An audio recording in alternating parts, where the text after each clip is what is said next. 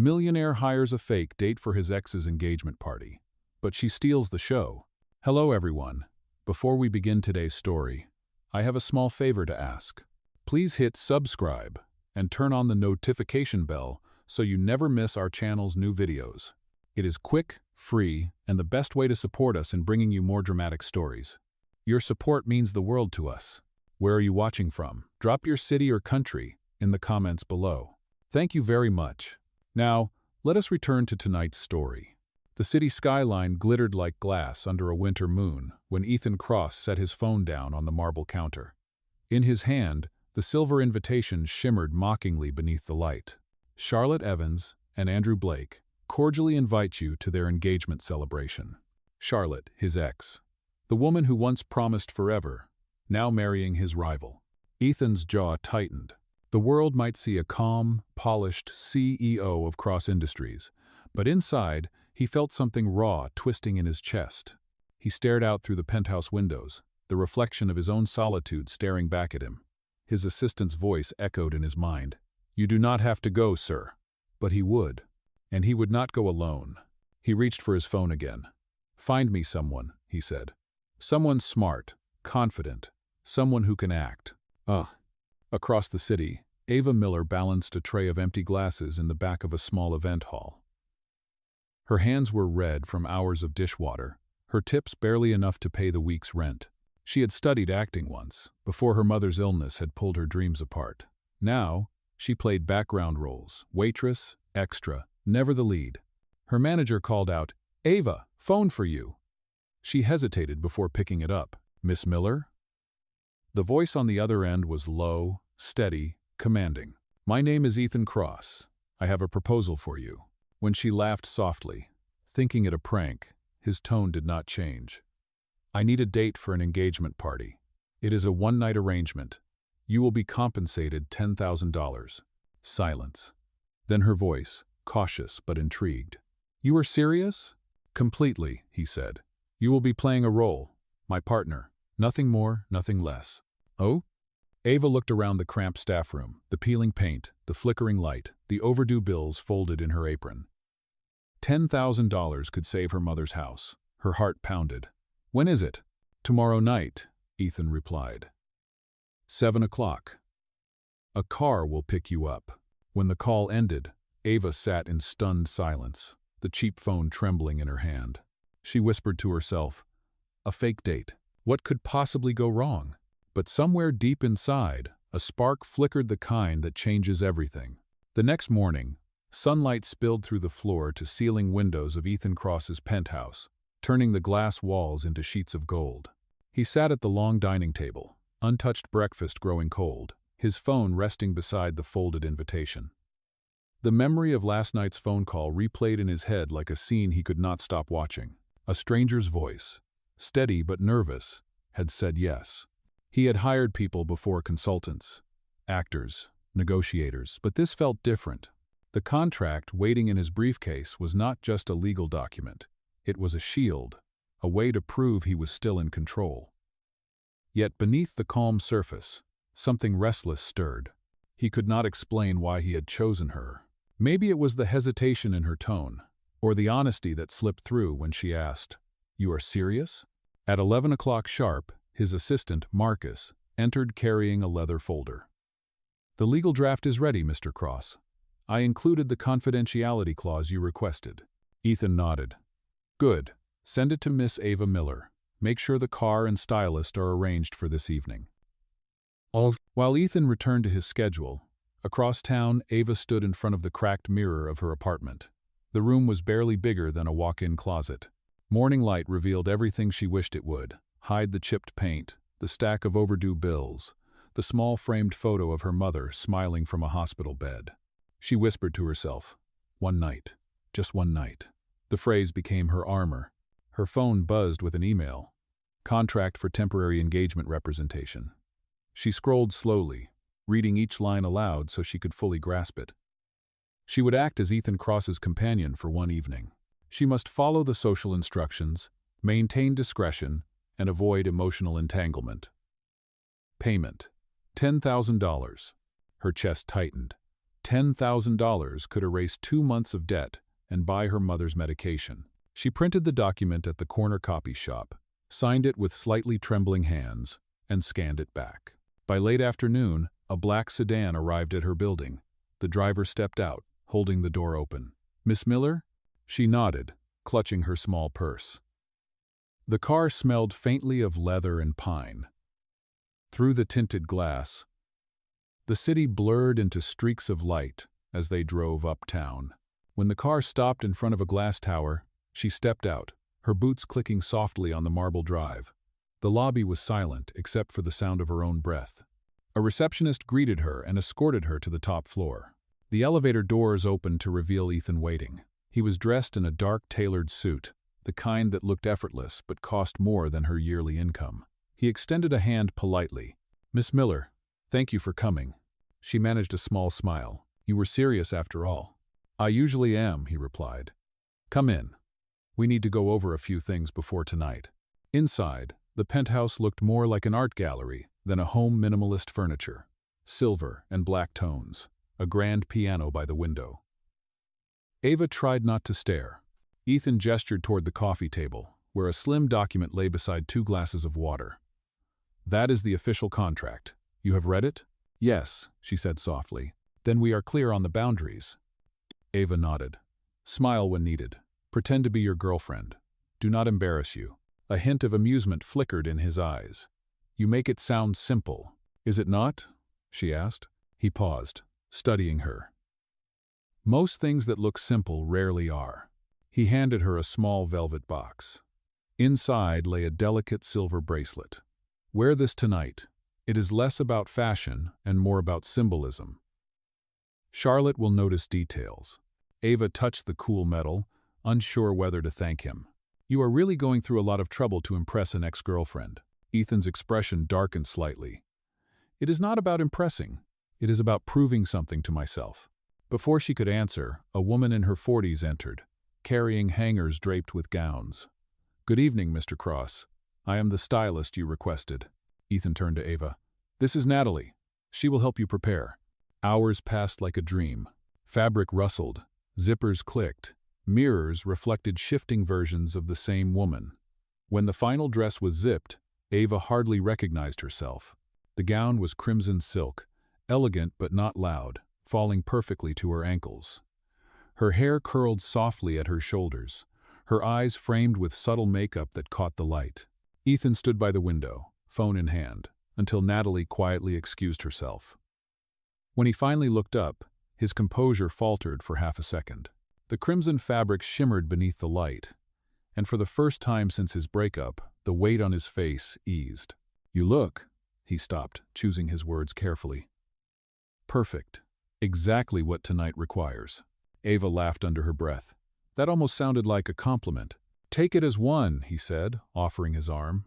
"Our car leaves in 15 minutes. She slipped her hand through his arm, the gesture stiff at first. His scent, clean cologne with a trace of cedar, filled her lungs. For a brief second, she forgot this was a transaction. As they rode the elevator down, Ava caught their reflection in the mirrored walls. A woman pretending confidence, and a man pretending indifference. Both hiding more than they admitted.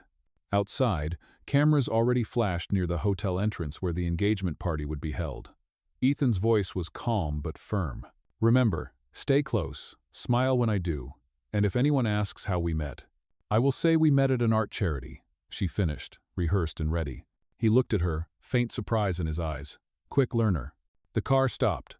The driver opened the door, and a wave of warm evening air drifted in, carrying the sounds of laughter, champagne glasses, and a string quartet. Ava took a steady breath. "Well, Mr. Cross, let us make them believe." Ethan offered his hand once more. "After tonight, Miss Miller, they will." She stepped out into the glow of chandeliers and camera flashes, unaware that this one-night performance would change both of their lives forever. The grand ballroom of the Langford Hotel shimmered with crystal chandeliers and the glow of golden candlelight. Music from a live quartet filled the air, soft and elegant, the kind of sound that belonged to old money and perfect manners. Guests in tuxedos and silk gowns glided between champagne flutes and laughter. At the top of the staircase, Ethan Cross paused for a heartbeat, his jaw set, his hands steadying the woman beside him. Ava Miller stood tall, her crimson gown rippling under the light. She could feel every camera turn toward them, every whisper ripple through the crowd. For a moment, her pulse outpaced the music. Ethan leaned close enough for her to hear him over the orchestra. "Relax," he murmured.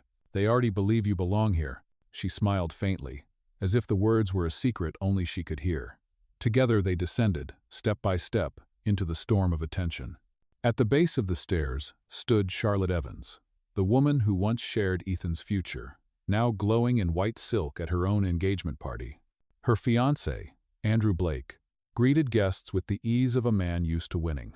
When their eyes met Ethan's, Charlotte's smile faltered for a fraction of a second before it returned, polished and sharp. "Ethan," she said, her tone smooth as champagne. "You came." "Of course," he replied evenly. "I could not miss such a momentous occasion." Her gaze drifted to Ava. "And you brought someone. How unexpected." Ava extended her hand, polite but firm. "Ava Miller, it is a pleasure to meet you." Charlotte's fingers barely touched hers. "Likewise." The word carried the weight of quiet judgment. Andrew Blake, tall and confident, stepped forward. "I have heard your company is doing well, Ethan. Still building empires?" Ethan's lips curved slightly. "Trying to. One honest deal at a time." Andrew's laugh was too smooth. "Honesty can be expensive these days." Ava sensed the tension beneath their civility. She slipped her hand around Ethan's arm, giving a small squeeze, a silent reminder that this was still a performance. He caught the gesture, exhaled slowly, and the hardness in his eyes softened. The night unfolded like a play, each guest a performer in a scene of wealth and pretense. Waiters floated through the crowd, refilling glasses and collecting gossip. A photographer asked for a picture. Ethan placed his arm around Ava's waist, his smile practiced but almost real. She leaned slightly closer, her perfume faint and warm. For the camera, they looked perfect. Later, as speeches began, Ava found herself studying Ethan from the corner of her eye. He seemed calm, but she saw the small signs, a finger tapping the glass, a jaw muscle tightening when Charlotte's voice filled the room. Charlotte thanked her guests, spoke about love, about new beginnings. Every word sounded rehearsed, but when she looked toward Ethan, something flickered, an unspoken question that neither of them wanted to answer. Then, a slip of fate. The master of ceremonies, unaware of the silent history in the room, gestured toward Ethan. "We cannot forget the man who mentored Andrew and once led Cross Industries with such vision. Mr. Ethan Cross, would you like to say a few words?" The ballroom quieted. Ethan froze, the microphone gleaming in the host's hand. For a heartbeat, no one moved. Then Ava rose from her seat, her voice light and confident. "Actually, I think Ethan would prefer not to make a speech tonight. He promised me this evening would be about celebration, not business." Her tone was graceful, teasing, enough to turn tension into charm. Laughter spread through the guests. The host nodded, relieved, and moved on. Ethan turned to her, surprise flashing behind his controlled expression. "You did not have to do that," he whispered. "Yes, I did," she said softly. "You hired me to act, remember? I just saved your scene." He laughed under his breath, the sound quiet but genuine. "I see that now." The rest of the evening passed more easily. They danced once, slowly, under the chandelier. For a few minutes, the room faded the lights, the crowd, even Charlotte's sharp gaze. There was only the music and the sound of two people pretending they were in love. As the final song ended, applause filled the room. Charlotte approached again, her expression unreadable. "You two make quite the picture," she said. "Almost too perfect." Ava smiled. "Perfection is overrated. Reality tends to be more interesting." Charlotte's eyes lingered on Ethan. "You always did like challenges." Then she walked away, her perfume trailing behind like a closing curtain. When the crowd began to thin, Ethan guided Ava toward the balcony. The night air was cool, scented with rain. City lights stretched below them, endless and bright. "You handled yourself well," he said quietly. "Thank you. It was easier than I expected." He studied her profile, the curve of her smile. "You seemed different out there." "How so?" "More than an actress playing a part." Ava met his gaze. "Maybe that is because I stopped pretending for a while." For a moment neither spoke. The city pulsed beneath them, and the faint sound of music drifted through the open doors. Then Ethan straightened, returning to his calm mask. "Your work tonight was impressive. I will make sure payment is processed tomorrow." Though the words should have sounded cold, professional, but something about the way he said them carried an edge of regret. Ava nodded, her voice steady. "Good night, Mr. Cross." He hesitated before answering, as if searching for something else to say, but the words never came. She turned and walked away, the crimson gown catching the moonlight. Behind her, Ethan remained on the balcony, staring out at the skyline, realizing that for the first time in years, he had felt something real inside a night built entirely on make-believe. The next morning arrived gray and quiet, the kind of silence that follows a long night of pretending. Ethan Cross stood by the window of his penthouse, a cup of black coffee untouched in his hand. Below, the city moved like a river of light, but he could not bring himself to step into the day. The engagement party had been a success by every visible measure. The headlines already praised his composure and the beauty on his arm. Ethan Cross appears with new partner at Charlotte Evans's engagement gala. The image looked perfect, almost too perfect, yet perfection felt empty. He set the cup down and rubbed his temples. His mind kept drifting to small things, the way Ava had steadied him with a glance when the host called his name, the way she had smiled like she belonged in that glittering room. He had hired her to protect his pride, but somehow she had protected something deeper. Marcus, his assistant, entered carrying a tablet. "You made the front page of every social column, Mr. Cross. Investors are already commenting positively. They think you have moved on." "Oh?" Ethan gave a quiet laugh that did not reach his eyes. "Good. Let them think that." Marcus hesitated. "Do you want me to arrange the transfer to Miss Miller's account?" "Yes. She earned every cent. Will you be seeing her again?" "That will not be necessary," Ethan said, but his tone lacked conviction. Across the city, Ava sat at her small kitchen table, staring at her phone screen. The notification from her bank showed the deposit $10,000, exactly as promised. For a moment, relief washed over her. Her mother's medication would be safe for months. The rent was covered. Still, something inside her felt heavier instead of lighter. She replayed fragments of the night in her mind, the way Ethan had looked at her during the dance, the quiet thanks in his eyes when she saved him from that painful speech. He had been distant, even cold, yet she sensed a sadness beneath the surface. Maybe loneliness was the only thing the rich could not disguise. Her phone buzzed again. A message from an unknown number. "Thank you for last night. You did well. Take care." It was signed simply, E. Cross. Ava smiled faintly. No promises, no attachments, just finality. She closed her phone and whispered, "Goodbye, Ethan Cross." Later that afternoon, she went to visit her mother at the rehabilitation center. The sun streamed through the wide windows, catching the dust in soft gold. Her mother, thin but alert, smiled when she saw her. "You look different, Ava. Happier." "Just tired," Ava replied, taking her hand. "Whatever happened, you are glowing. Did you finally get that acting job you wanted?" Ava laughed softly. "Something like that." Meanwhile, Ethan tried to return to routine. Meetings, phone calls, contracts, it all blurred into noise. He told himself he was fine. But when he returned home that evening, the silence of the penthouse pressed on him harder than usual. On the coffee table, a crimson thread from Ava's gown had caught on the edge of the glass. He stared at it for a long moment before setting it aside, telling himself it meant nothing. The next day, he was back in his office when Marcus entered again, this time carrying a tablet with hesitation. "Sir, there is a small situation." "What kind of situation?" "Paparazzi photos. A few outlets claim your new relationship might be fabricated. They are speculating that you hired an actress." "Ah." Ethan's eyes narrowed. "Do they have proof?" "Not yet, but if the story spreads, it could raise questions with the board." He exhaled slowly. "Handle it quietly. No comments, no denials." That evening, as he reviewed reports at his desk, a thought refused to leave him. If the press kept digging, Ava could be dragged into something she had never asked for. He picked up the phone and called her number. It rang twice before she answered. "Hello?" Her voice was calm but cautious. "It is Ethan." "I know. The caller ID told me." He almost smiled. There may be some attention coming your way. I wanted to warn you. Thank you, she said softly. I can handle it. He hesitated. I should not have involved you in this mess. You paid me fairly, Ethan. You did not owe me an apology. Still, he said, I do not like leaving things unfinished. Then consider this finished, she said, though her voice trembled just slightly. After the call ended, Ava sat in silence.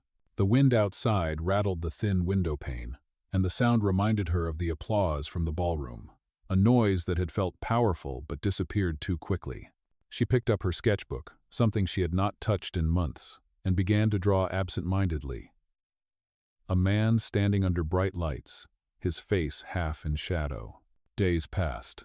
The rumors faded, replaced by newer scandals, and life slipped back to its usual rhythm. But neither Ethan nor Ava found comfort in routine. One evening, Ethan attended a corporate dinner downtown. The same faces, the same polite laughter. Someone mentioned Charlotte and Andrew's honeymoon in Paris, and the room buzzed with gossip. Ethan excused himself, stepping outside into the cold night. The air bit against his skin, crisp and honest. His phone buzzed a notification from a charity event he had supported months ago. The featured photo caught his attention. It showed volunteers at a community theater raising funds for local kids. Among them was a familiar face, Ava, holding a paintbrush, laughing with a group of children painting stage sets. Ethan stared at the image for a long moment. She looked alive, unguarded, nothing like the poised companion from the gala. The contrast made something inside him shift. Maybe he had hired her for one night to make an impression. But it was her sincerity, the thing she never meant to show, that lingered in his thoughts.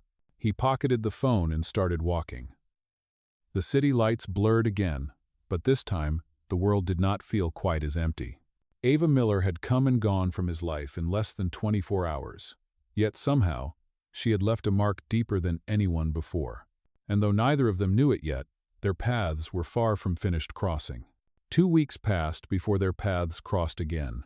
The city had moved on to new headlines and scandals, but for Ethan Cross, the memory of that crimson dress and the sound of Ava's laughter still lingered like perfume in an empty room. Work filled his days, board meetings, investor calls, interviews, but nothing filled the silence when the office lights dimmed. It was a Friday evening when his assistant, Marcus, knocked on his office door. "Sir, there is an event tonight, the annual Brookstone charity auction. It is on your calendar." "I'm so." Ethan barely looked up. "Cancel it." Marcus hesitated. "It supports children's theater programs." "You were the highest donor last year." Ethan sighed. "Fine. Have the car ready in 30 minutes. When he arrived at the Grand Hall, he told himself it would be another night of polite handshakes and predictable speeches. The room buzzed with chatter and the clinking of glasses. Photographers roamed like moths drawn to light. Ethan moved through the crowd with his usual calm, nodding when greeted, saying little. And then, across the room, he saw her. Ava Miller stood on the small stage, her hair tied back, her sleeves rolled up, painting the final strokes on a backdrop that shimmered beneath the lights. She wore simple jeans and a white blouse streaked with color, nothing like the woman who once turned heads in red silk. Yet somehow, she looked even more beautiful, real, alive, unfiltered. Ethan froze, momentarily forgetting the glass in his hand. Marcus followed his gaze and smiled quietly. "It seems fate is giving you a second chance, sir." Ava stepped down from the stage, greeting volunteers and thanking donors with that same warm sincerity that had disarmed him before. She did not notice him until he approached.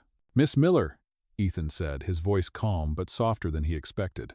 She turned, surprise flickering across her face before she smiled politely. "Mr. Cross, I did not expect to see you here." "I did not expect to see you on a ladder," he replied. "You have traded red carpet lights for paint and plywood." She laughed. "This is more my kind of stage." He looked around at the children helping carry paint buckets and props. "You are volunteering?" "Yes. I used to act, remember? Now I teach these kids about storytelling. It helps them find confidence."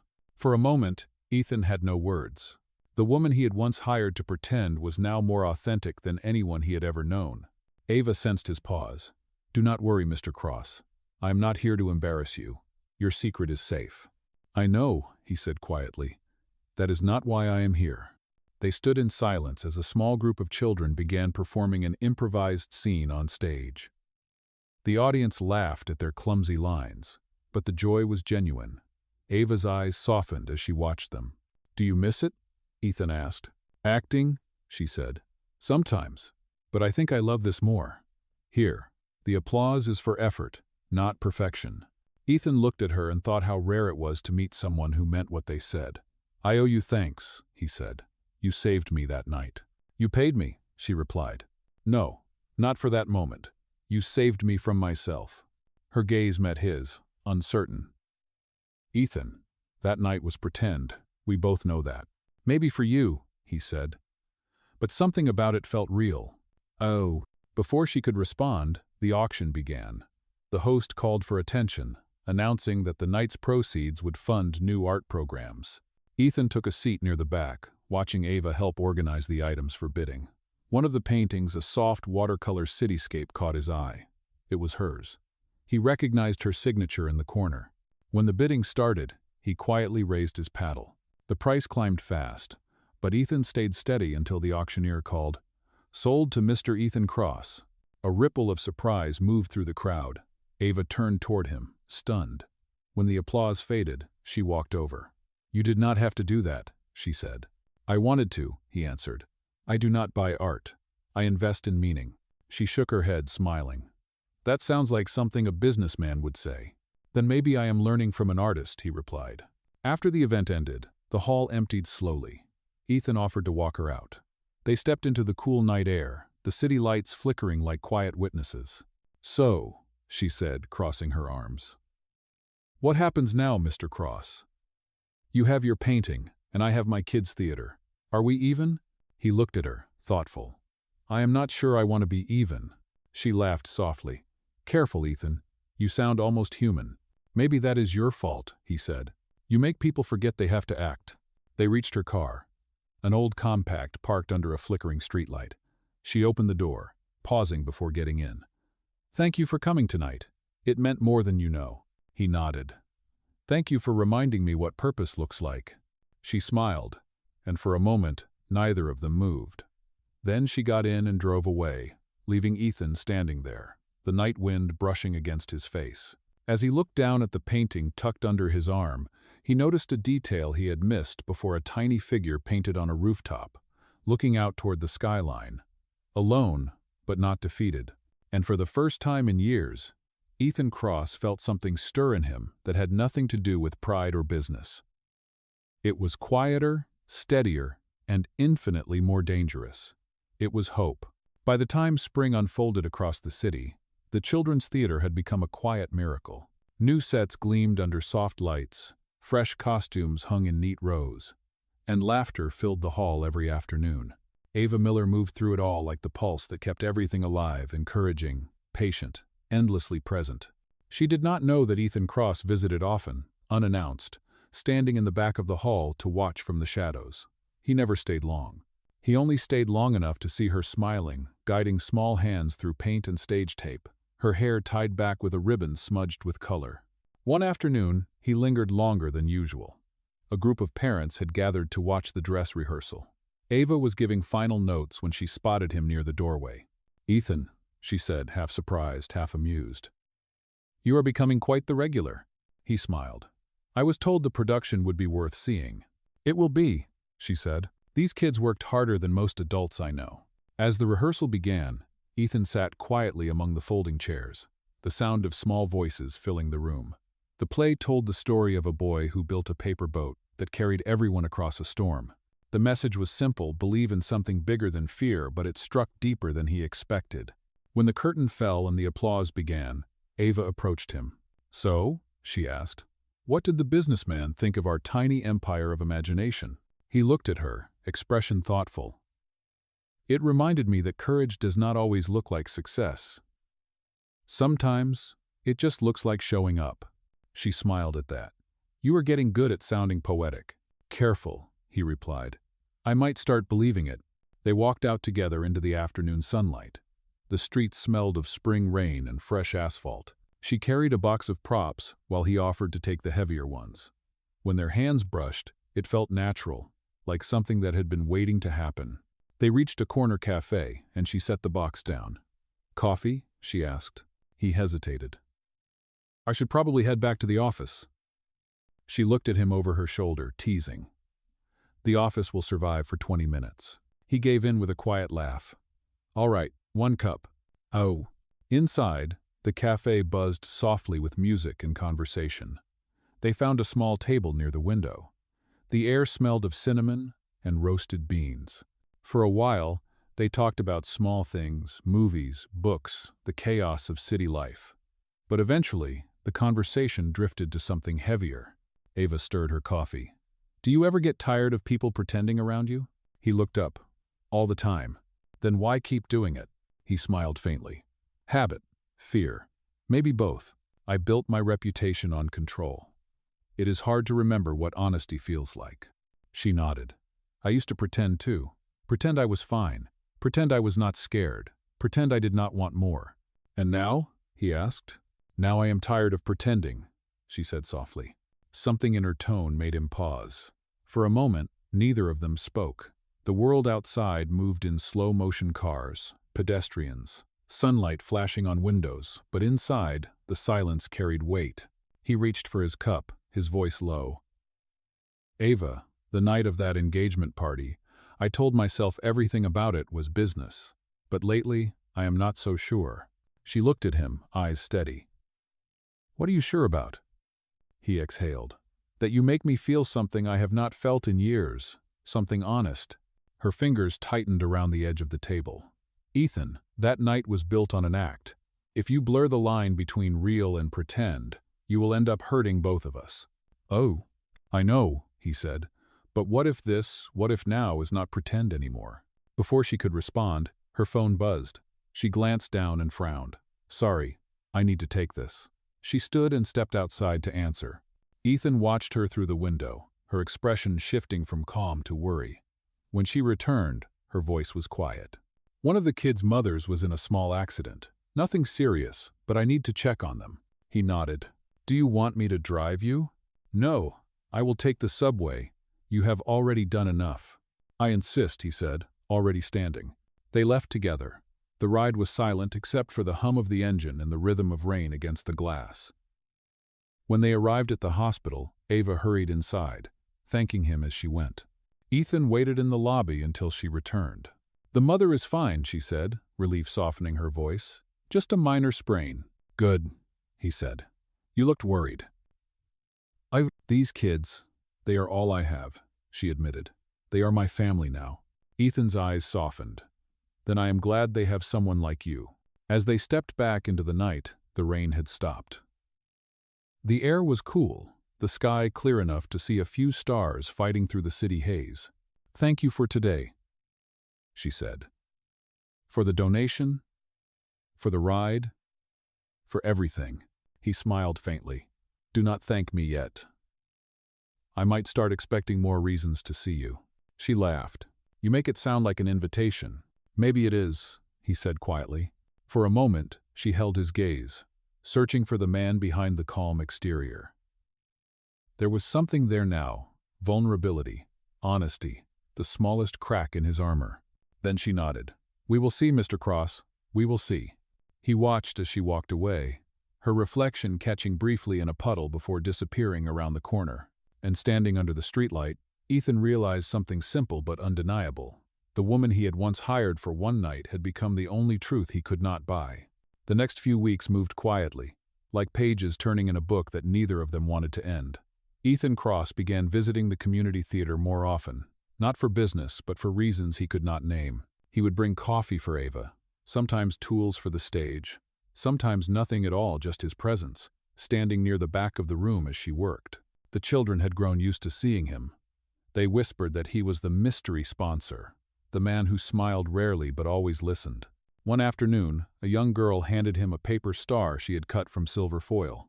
"For good luck," she said shyly. Ethan placed it in his pocket without hesitation. Ava noticed everything, of course. She watched how he knelt to help the smallest children fix props, how he never interrupted, how he looked less like a CEO and more like a man relearning what kindness felt like. She tried not to overthink it, but her heart had already stopped obeying her logic. One Friday evening, as the children finished rehearsal, the theater lights flickered and dimmed. A thunderstorm rolled through the city, heavy and impatient. Ava dismissed the kids early and stayed behind to lock up. When she turned, Ethan was still there, standing near the doorway, coat draped over his arm. "You should go before the rain gets worse," she said. He smiled faintly. "Or I could walk you to the subway. You do not have to." "I want to," he replied simply. Outside, rain fell in thick sheets, drumming against the pavement. Ethan opened his umbrella, but the wind caught it, turning it inside out. Ava laughed, shaking her head. "So much for that plan." They dashed under a canopy, both soaked but laughing.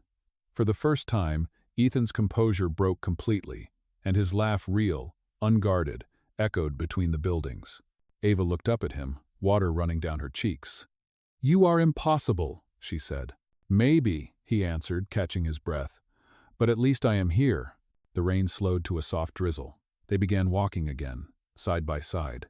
Their shoes splashed through puddles, their shoulders brushing occasionally. The city around them glowed in reflections, neon lights shimmering on wet asphalt, taxis sliding past like gold streaks. When they reached the subway entrance, Ava stopped. "This is me," she said quietly. He looked at the descending stairs. "Let me drive you instead. The streets will be safer than the train tonight." She hesitated, then nodded. "All right." In the car, the hum of the engine filled the silence between them. Raindrops traced slow lines across the window glass. Ethan glanced at her, his tone gentle. "You always walk home alone this late?" "Most nights," she said. "The city feels less lonely when it rains." He smiled slightly. "That sounds like something a writer would say." "Maybe I just like stories," she replied. "Even the sad ones." When the car stopped outside her apartment, neither moved to leave. For a long moment, they sat in the quiet glow of the dashboard lights. "Ethan," she said softly, "you have done a lot for me and for the theater, but I do not want you to feel obligated." "I do not," he said. "Everything I have done, I chose to do." Her fingers traced the edge of her seatbelt. "Then why does it scare me?" He turned toward her. "Because sometimes the things that feel real start where we least expect them." She met his eyes, and the air between them grew still. No words, no contracts, just silence, filled with meaning. But before either of them could speak again, Ethan's phone buzzed. He glanced down, and his face changed. The message on the screen was from Harper Grant, the public relations director at Cross Industries, and Charlotte Evans's close friend. "We need to talk. Urgent. Your fake girlfriend story is resurfacing. Someone's leaking photos." Ava saw the shift in his expression. "What is it?" she asked. He locked the screen and forced a calm smile. "Nothing, just work." "Ethan, please, do not do that thing where you shut everyone out." It is under control," he said quietly, though the tension in his voice betrayed him. Ava looked at him for a moment, then nodded. "All right, just do not disappear again." "I will not," he said. "I promise." She stepped out of the car, rain misting around her. Before walking inside, she turned and gave a small wave. "Good night, Mr. Cross." He smiled faintly. "Good night, Miss Miller." When she disappeared into the building, he leaned back in the seat, the calm facade slipping. The message burned in his mind. He called Harper immediately. "Who is leaking it?" he asked. "I am still checking," she said. "But the rumor is spreading fast. Someone from the event staff at Charlotte's party must have sold the story. There are photos of you and Ava from that night." Ethan's voice hardened. "How bad is it?" "Bad enough. The board will demand an explanation by Monday." He hung up and stared out the rain-streaked window. The city lights blurred like memories he could not hold on to. Meanwhile, in her small apartment, Ava sat by the window, unaware of the chaos about to unfold. She looked at the silver bracelet he had given her months ago, the one she still kept in a box. For reasons she could not explain, she slipped it onto her wrist and whispered, "Whatever happens, I hope you meant what you said." Across the city, Ethan whispered the same words to himself. "I meant every word."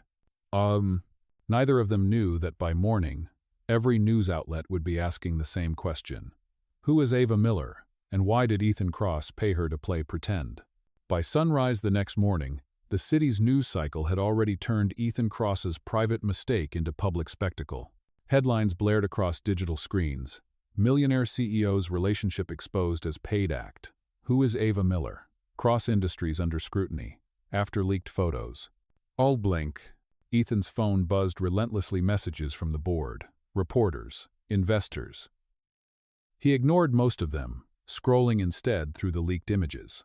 There they were, himself and Ava, laughing under the chandelier, her crimson dress glowing like fire against the cold backdrop of wealth. What had once been a private memory now looked like scandal printed in high definition. Marcus entered the penthouse without waiting for permission.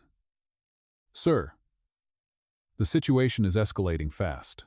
The board has scheduled an emergency meeting at 10 o'clock. They want an explanation before the markets open." Ethan set the phone down. "And Harper? She's doing damage control, but the story has legs. Someone confirmed the existence of the contract. They even have fragments of it." Ethan's jaw tightened. "Find out who leaked it." Meanwhile, across the city, Ava's phone vibrated on her kitchen counter until it fell to the floor. She picked it up with trembling hands, the screen filled with notifications, texts from friends, calls from unknown numbers, reporters waiting outside her building. Her reflection in the window looked foreign. Tired eyes, pale skin, disbelief.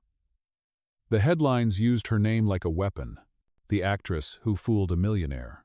Was Ava Miller the mastermind behind the scam? By the time she arrived at the community theater, parents were already whispering. The children did not understand, but they sensed tension. Ava tried to focus on the rehearsal, her voice calm, even as her phone continued to buzz in her pocket. Finally, she silenced it and faced the parents directly. "I know what you have seen," she said. "But please believe me, whatever you are reading is not the full story. I never wanted attention. I only wanted to help this theater." Some nodded, but others exchanged uneasy glances. It was clear that the damage had begun. Ethan spent the morning defending himself before the board.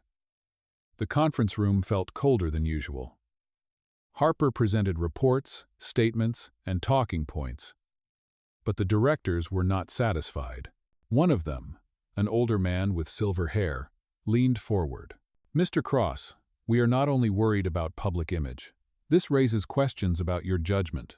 Paying someone to pose as your partner, was that true?" Ethan's voice was steady but low. "Yes, it was true. It began as a business arrangement. Then why continue the charade afterward?"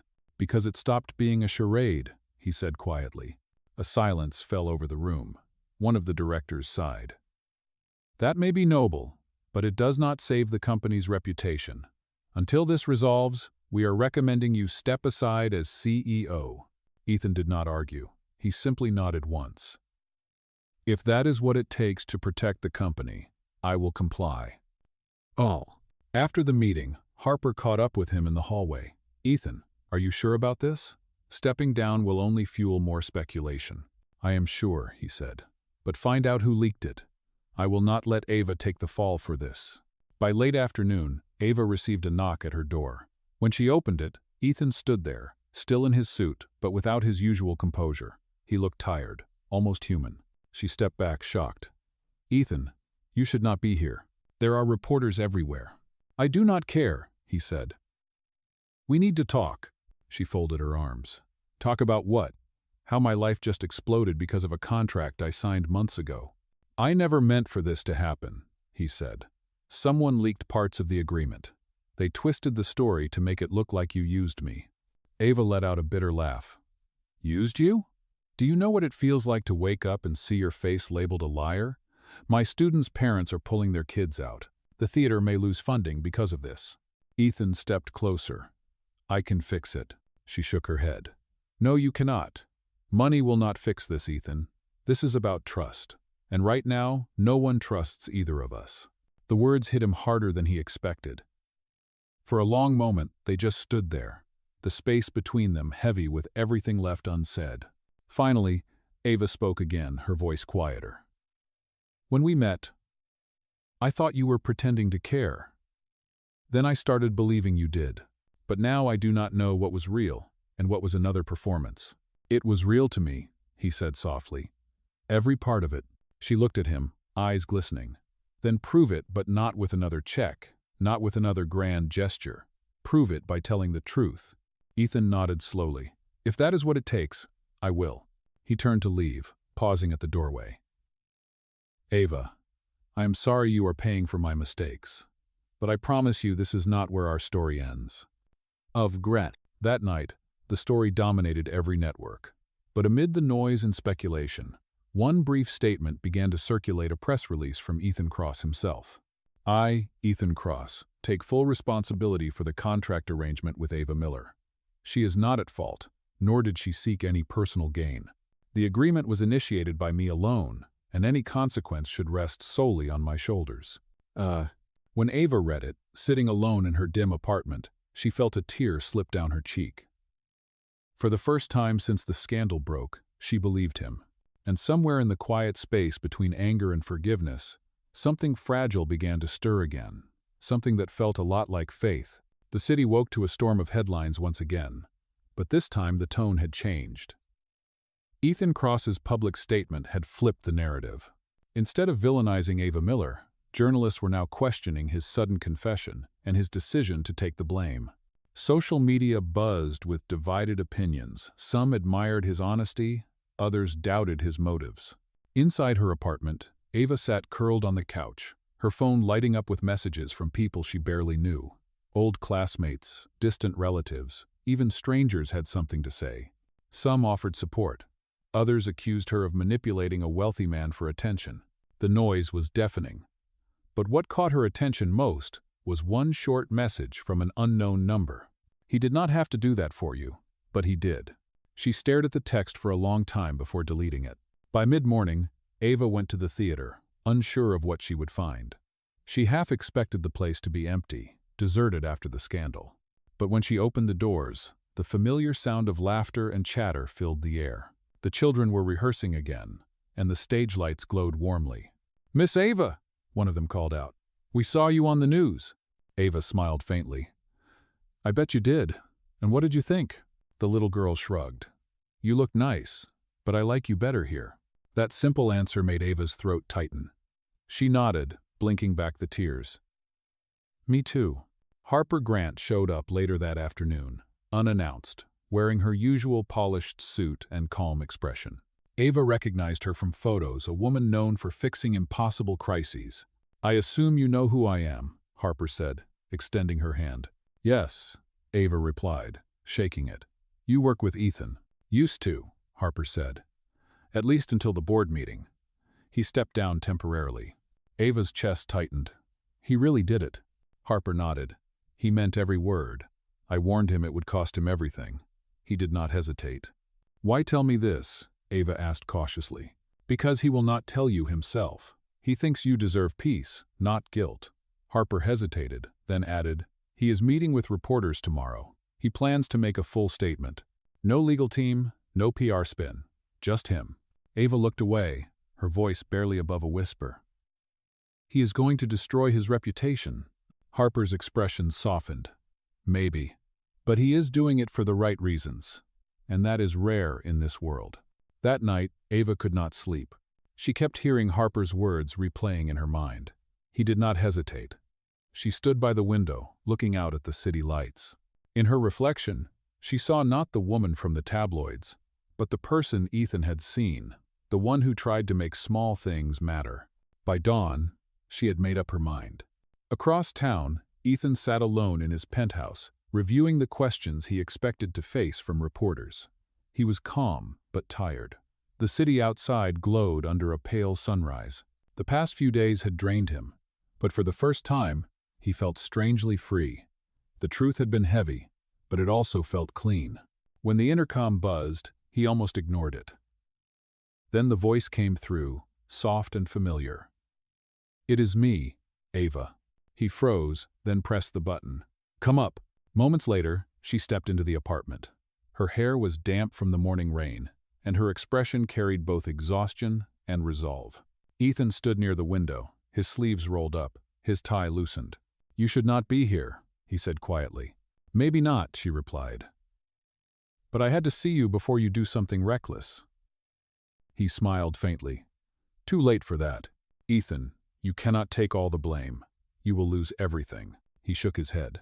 I already lost what mattered most the moment your name got dragged through this. Ava stepped closer. You do not need to fix this alone. I do, he said. Because it started with me.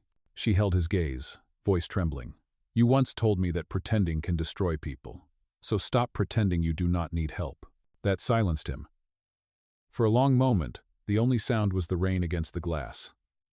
Then he spoke quietly. What do you want me to do, Ava? Let me stand beside you, she said. We tell the truth together, the whole story. No secrets, no shame. He searched her face for doubt, but there was none. Finally, he nodded slowly. You understand what that means, right? Once we step in front of those cameras, everything changes. It already changed, she said. When you decided to tell the truth. The next afternoon, the press gathered in the marble lobby of Cross Industries. Cameras clicked as Ethan and Ava walked in side by side. He did not hide behind lawyers or scripted statements. Instead, he faced the microphones with a calm he had not felt in years. Months ago, he began. I asked Miss Ava Miller to pose as my partner for a single night. I did it out of pride, not love. But what I found in the process was something real, someone real. She taught me that kindness is not weakness, and honesty is not loss. The rumors you heard about her are false. If anyone deserves blame, it is me. Ava stepped forward then, her voice steady. I agreed to help Ethan because I believed I was just playing a part. But somewhere along the way, I realized that what we built, the charity, the work with these kids, was not an act. It was genuine. And that is what matters. The room fell silent. Even the reporters paused their typing. Ethan looked at her, pride and gratitude in his eyes. No contracts, he said softly, repeating the words only she understood. Just truth. Outside, as flashbulbs exploded and questions flew, they walked out together. The world would keep talking, but for the first time, they were no longer afraid of being seen. For both of them, the performance was finally over. The days following the press conference moved slowly, as if the city itself was holding its breath. The news cycle had begun to cool, but the ripples of Ethan Cross's confession were far from over. While some praised his honesty, others questioned his judgment. Cross Industries' stock dipped slightly, and journalists camped outside the corporate headquarters, waiting for another headline. Inside the building, however, something unexpected began to shift. Employees who once whispered about their aloof CEO now spoke of him differently. He had stood in front of the world and taken full responsibility. It did not erase the scandal, but it changed the way people saw him. For the first time in years, Ethan Cross was no longer just a man in control. He was a man who had chosen integrity over image. At the same time, Ava Miller's life found an uneasy calm. The theater continued its rehearsals. The children still laughed, but every now and then she caught the curious glances of parents or volunteers. She had learned to smile through it. The worst was over, and though the spotlight had not entirely faded, it no longer burned. One morning, as she arranged paintbrushes on the stage table, a delivery arrived, a single white envelope with her name written in Ethan's handwriting. Inside was a brief letter. Ava, the board has accepted my resignation. I am stepping away from Cross Industries to focus on something new. It is time I build something that means more than numbers and profit. I will be leaving the city for a while. Please keep doing what you do best, reminding people that kindness is still powerful. Ethan. She read the words 3 times, her chest tightening. She had known this was coming, but the finality of it still hurt. He had told the truth, taken the blame, and now he was disappearing again, this time not out of pride, but perhaps to protect her. That evening, she went to the rooftop of her apartment building. The air smelled of rain, and the skyline stretched endlessly before her. Somewhere out there, Ethan was packing his life into boxes and walking away from everything he had built. She whispered to the night, "You do not have to go alone." The next morning, Ethan met Harper Grant in his office for the final time. His desk was bare except for a few folders and a framed photo of the Cross Foundation's first community project, the one he had started because of Ava. Harper crossed her arms. "You really are doing this. No safety net, no board to fall back on." Ethan smiled faintly. "I think I am finally doing something for the right reasons." "Oh? And where will you go?" "I have not decided yet," he said. "Somewhere quiet, maybe near the coast. I want to start a new initiative, funding creative programs for schools, small theaters, places like hers. Harper nodded approvingly. She changed you. He looked out the window, watching the sunlight catch the buildings. No, he said softly. She reminded me who I was before I forgot. By afternoon, Ethan's departure had become official. The elevator ride down from the top floor felt strangely symbolic, each floor a layer of his old life falling away. When he reached the lobby, Marcus waited with the last of his personal boxes. "Sir, are you sure you do not want me to arrange transportation?" Ethan shook his head. "No, I think I will walk." Outside, the city buzzed with normal life-honking cars, street vendors, people rushing with umbrellas. It felt grounding, almost freeing. He had spent years at the top, yet somehow this walk among strangers felt more honest than any boardroom. Meanwhile, at the community theater, Ava was preparing for their final dress rehearsal before the children's big performance. As the lights dimmed, one of the kids ran up to her with a grin. "Miss Ava, someone left something for you backstage." Behind the curtain, she found a wooden crate marked, "For the theater." Inside were rolls of new fabric, paint, stage lights, and a folded note. "Every story deserves a brighter stage. Keep telling them." Ava smiled through the sting in her eyes. She looked around at the bustling children, the sound of laughter filling the room, and realized this was his goodbye, quiet, thoughtful, unmistakably him. The night of the performance arrived. Parents filled the small auditorium, cameras flashing, the smell of popcorn drifting through the aisles. The show went beautifully, no missed lines, no broken props, only joy. At the curtain call, the children bowed, and Ava stepped forward to thank the audience. As applause thundered through the room, her gaze caught a figure standing near the exit. A tall man in a dark coat, watching quietly. Her breath caught. For a second, she thought it was her imagination, but then the man smiled. "Ethan." She froze as their eyes met across the room. The moment lasted only a heartbeat before the lights dimmed and he turned to leave. By the time she reached the door, he was gone. Only the faint echo of his footsteps and the whisper of the closing door remained. Outside, the night air was cold. She stood on the steps, clutching the note he had left earlier, her heart pounding. The city lights blurred around her, but she could still see him in her mind, walking somewhere under that same sky, chasing something real. Ava whispered, "Goodbye, Ethan Cross. Thank you for teaching me that even the smallest act of truth can change everything." And though the street was empty, it felt as if he heard her. Far away, Ethan stopped at a crosswalk and looked up at the same moon. He smiled faintly, as though answering a silent voice carried on the wind. For the first time in years, he felt no mask, no burden, only peace. Both of them had stepped into uncertainty, but this time, it was not fear that guided them. It was something stronger, hope built from honesty, and love that no contract could ever define. A month passed after the night of the children's performance. Spring settled over the city like a soft blanket, warm and slow. The noise around Ethan Cross's resignation had finally faded from the news cycle, replaced by fresher scandals and newer faces. But for the people who had watched it all unfold, the memory lingered, the story of a man who had traded power for honesty, and a woman who had turned a performance into something real. At the community theater, life returned to a gentle rhythm. The stage lights flickered, the sound of laughter echoed, and the smell of fresh paint filled the air. Ava Miller had never been busier.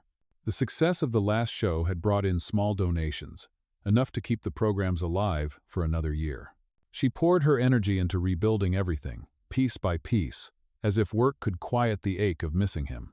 Every morning, she checked her phone before rehearsals.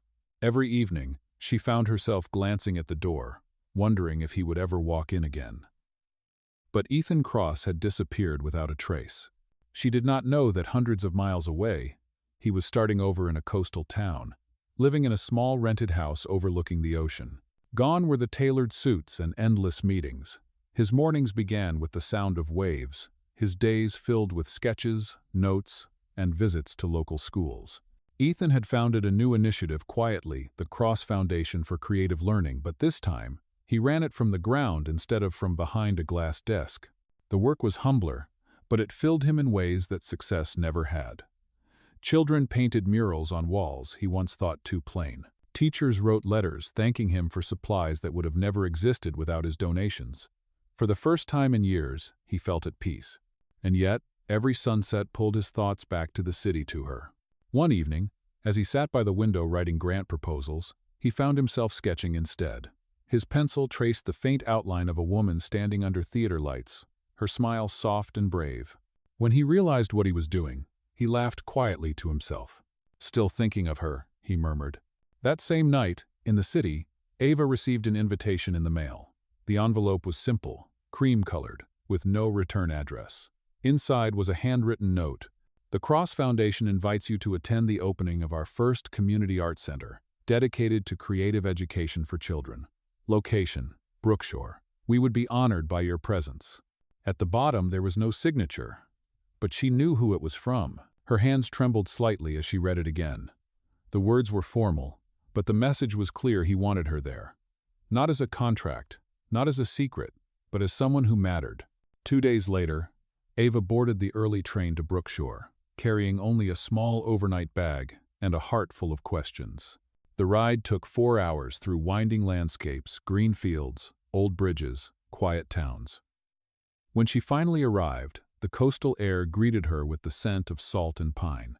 The new community art center stood near the shoreline, modern yet modest, painted in soft gray with glass panels that caught the sunlight. Children ran in the courtyard, chasing one another with brushes and paper kites. Volunteers smiled and waved as she passed. Inside, the walls were lined with paintings and photographs made by local students. In the center of the main hall hung a large framed plaque that read, "To those who remind us that art is not about perfection, but about truth." Ava stood there for a long time, her throat tightening. Then she heard a familiar voice behind her. "You made it." She turned, and there he was, Ethan Cross, dressed simply in a light shirt and rolled sleeves. No tie, no armor. The lines of his face looked softer, his eyes brighter, but the same quiet strength remained. "Ethan," she said, smiling despite herself, "you really built it." He nodded. "With a lot of help. And maybe a little inspiration." They walked together through the hall, past the murals and sculptures, their footsteps echoing softly. Every few minutes, children would run up to him, tugging at his arm, calling him Mr. Ethan. Ava watched him with quiet admiration. He belonged here more than he ever had in boardrooms and skyscrapers. When they reached the balcony overlooking the ocean, the wind carried the scent of salt water and distant rain. "You left without saying goodbye," she said gently. "I thought leaving quietly would make it easier," he replied.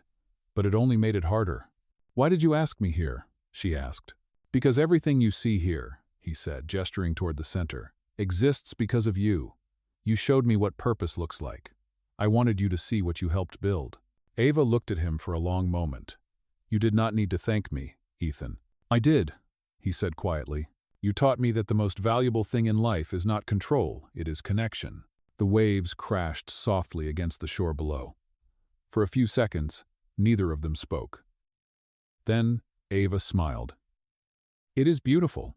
All of it." He nodded. "It is a start. The rest, I am still figuring out." She looked at him with warmth in her eyes. "You always were better at building things than keeping them." He laughed softly. "Then maybe this time, I will learn how to keep something worth staying for." The wind lifted her hair as she turned to face the sea. Behind her, Ethan stood quietly, his gaze steady and full of something unspoken. For the first time since their story began, there were no cameras, no contracts, and no expectations, only two people standing in the sunlight, finally free to be real. The afternoon sun hung low over the coast, spilling gold across the glass walls of the new community art center. From the balcony, Ava Miller could see the ocean stretching endlessly, waves folding softly into the shore like pages turning. For a while, neither she nor Ethan Cross said anything. The silence between them was not awkward, it was full of the kind of calm that follows too many storms. Eventually, Ava turned toward him. "You have done something incredible here," she said. "I can see why the children adore you." Ethan smiled faintly. "They remind me of what I forgot, that joy does not need an audience to be real." "Still," she said, "I am proud of you. You built this from nothing." He looked at her. Not from nothing. You were the reason I started. Her chest tightened, warmth and unease, mixing in equal measure. Ethan, you do not owe me credit for this. You did the work. You changed your life. He shook his head slowly. Maybe.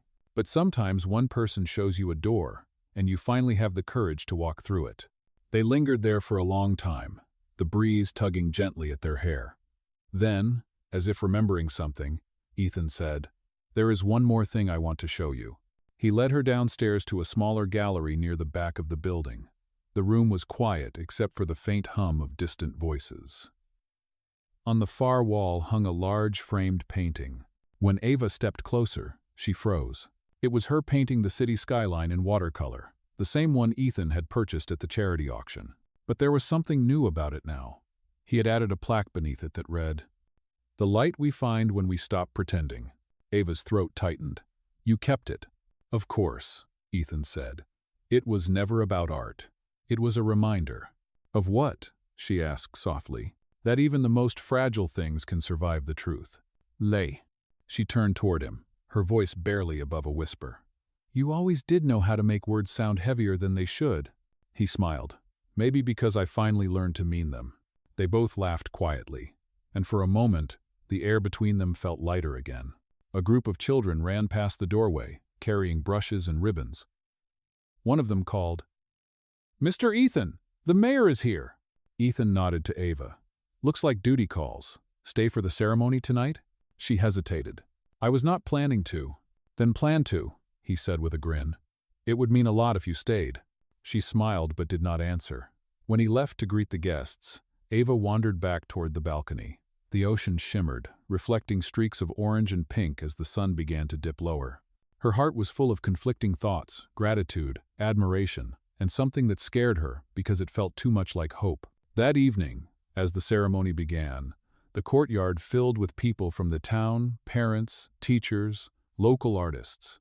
The atmosphere buzzed with warmth. Fairy lights hung across the walkway, and children performed a short play on a makeshift stage. Ethan stood on the platform to give a short speech. "This center is not just about art," he said. "It is about rebuilding belief in ourselves, in one another, in second chances. I once thought leadership meant control. Now I know it means humility." The audience applauded. Ava stood in the back, her eyes on him, feeling the truth in his words. He looked more at peace than she had ever seen him. After the applause faded, Ethan stepped down from the stage and made his way through the crowd. When he reached her, he held out his hand. "Dance with me?" She blinked. "There is no music." "There will be," he said. He nodded toward a small speaker nearby, and within seconds, soft piano notes filled the air. Ava laughed, shaking her head. "You planned this." "Maybe I hoped for it," he replied. They began to move slowly beneath the hanging lights. It was not a dance meant to impress. It was quiet, unhurried, real. The other guests faded into the background as they swayed gently. "Ethan," she whispered, "do you ever miss it? The life you left behind?" "Sometimes," he admitted, "but I do not miss who I was in it." She smiled faintly. "You really are different now." "So are you," he said. "You stopped hiding behind small dreams." Ava looked up at him, her voice trembling. "And what happens now? You have your foundation, your peace. Where do I fit in all of this?" Ethan paused. The music continued softly, wrapping around their silence. "You fit exactly where you want to," he said finally. "I will not ask you to stay, Ava, but I hope you will." Her eyes glistened under the soft lights. "I spent so long trying not to depend on anyone," she said. "Then you showed up, and suddenly I do not know what that word even means anymore." Ethan smiled gently. "Maybe it does not mean dependence. Maybe it just means trust." For a few seconds, neither spoke. The piano faded into the sound of waves crashing beyond the courtyard. Around them, people clapped, unaware of the quiet story unfolding in the center of it all. When the song ended, they did not step apart right away. Ava looked up and whispered, "You know, for someone who built his life on contracts, you are getting very good at improvising." He laughed softly. "You taught me well." They stood there, hand in hand, under strings of warm light, both knowing that whatever came next would no longer be a performance. It would be real. And though neither said it out loud, both of them understood that this was not the end of their story. It was the beginning of something true, fragile, and beautifully human. The night of the ceremony lingered in Ava Miller's mind long after the last guest had gone home. The courtyard lights had dimmed, the children's laughter had faded into the hum of the ocean, and yet one image refused to leave her thoughts.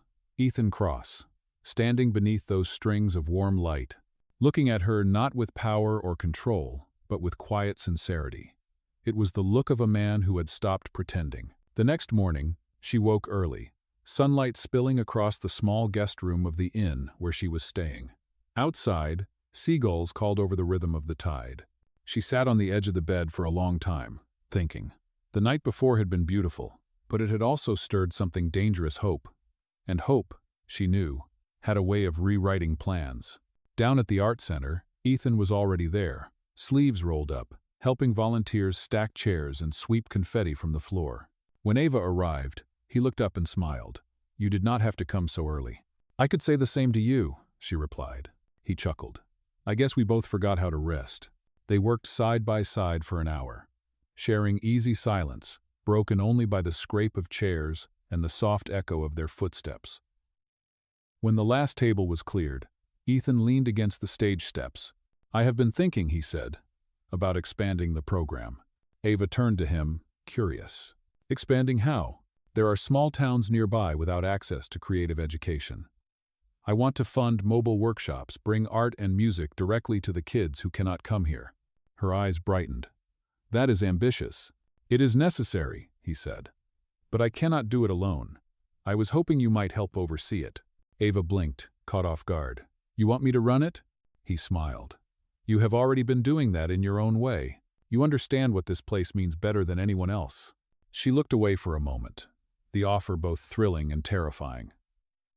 "Ethan, that is a big responsibility. So was pretending to be someone's date for one night," he said gently.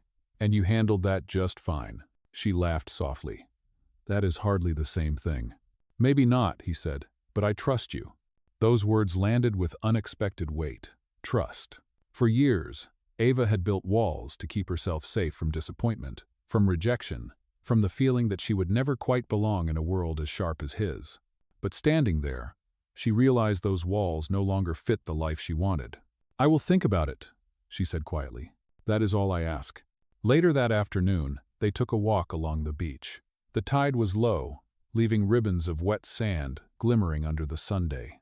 Children from the art center chased waves in the distance, their laughter carried by the wind. Ethan walked beside her, hands in his pockets, eyes on the horizon.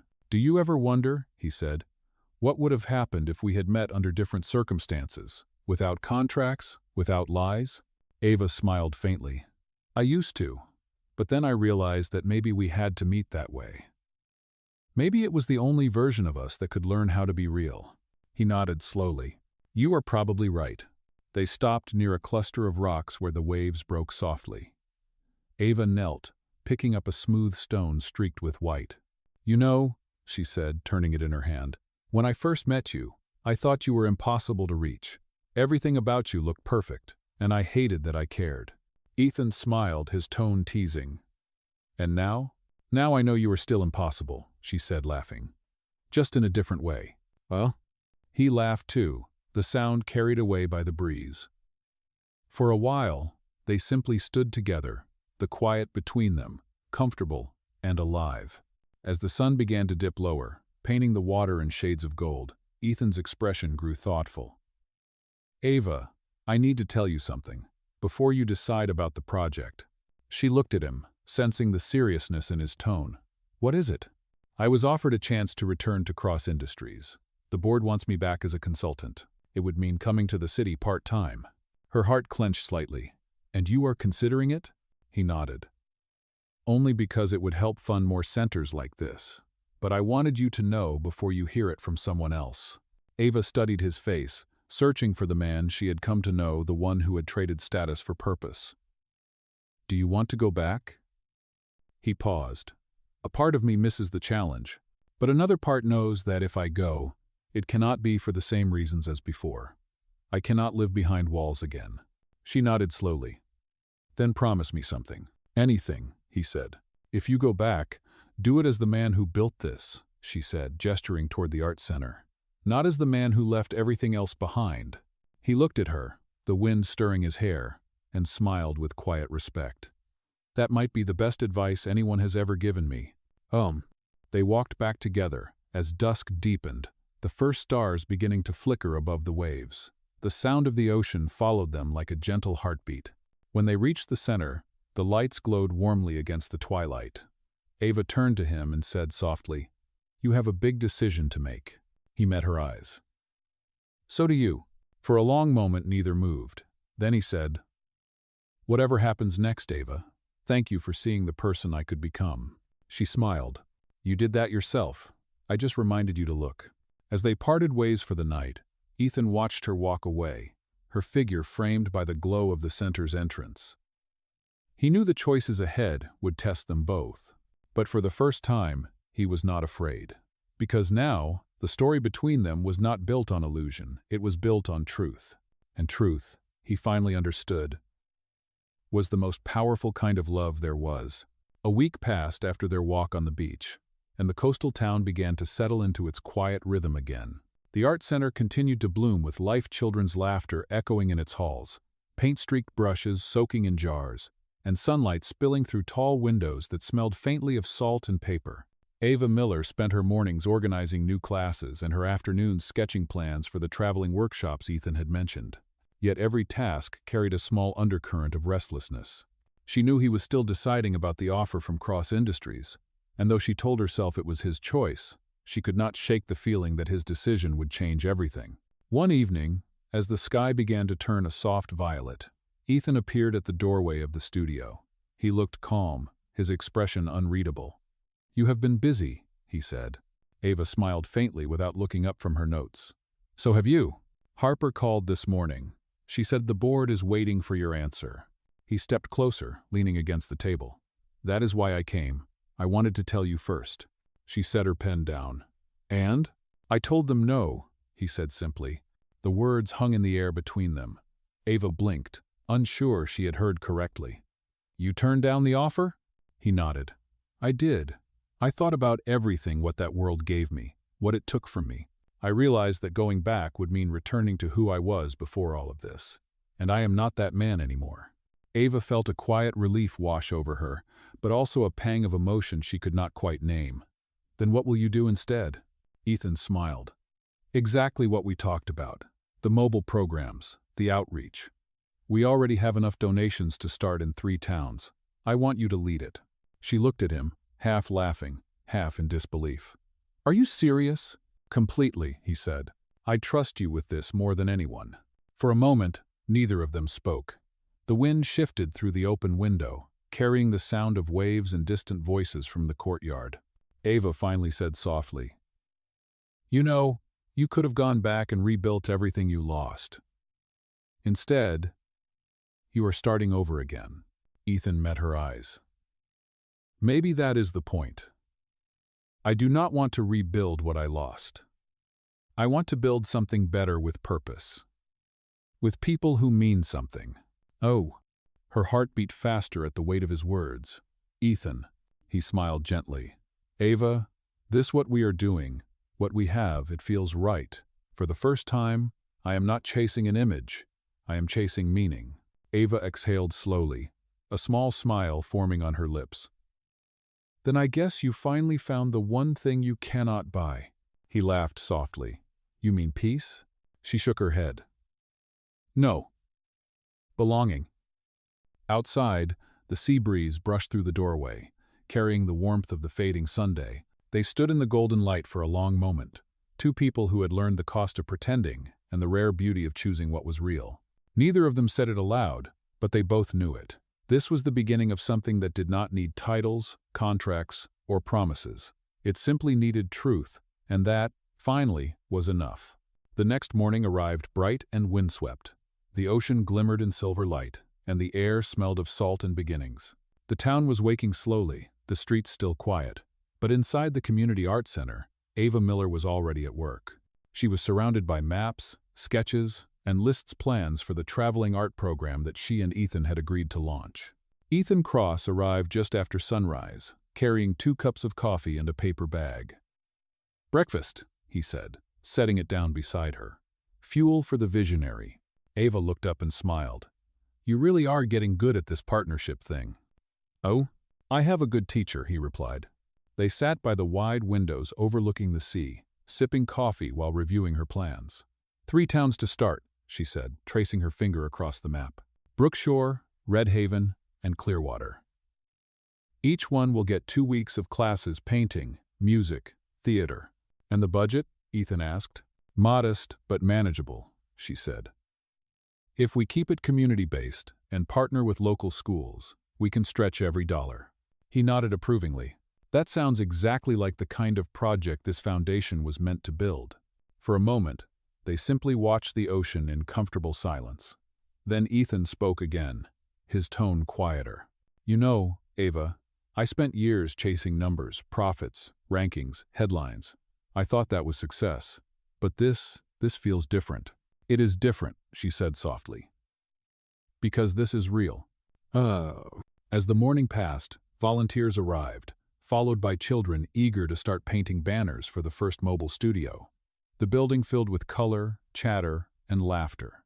Ethan moved among them, helping set up easels and unpack boxes of supplies. Ava watched him, struck again by how naturally he fit in this world.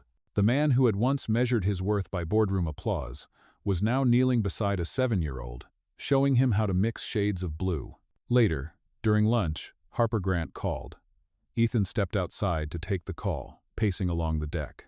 Ava could see his face through the glass wall, calm but serious. When he returned, she asked, "Was that about the board again?" He nodded. "Yes. They are offering a new deal. Not for me to return as CEO, but to merge parts of the Cross Foundation with their corporate outreach division." Ava frowned slightly. "That sounds like compromise." "It could be," he said, "but it could also bring funding for hundreds of programs like this one." She studied him for a moment. "And what does your heart say?" Ethan smiled faintly. "My heart says I should ask you what yours says." Ava laughed softly. "Mine says to be careful. Money can build, but it can also chain you." He nodded, thoughtful. "Then maybe I should find a way to take their help without losing our soul." As the day wore on, they continued working side by side, refining details and reviewing schedules.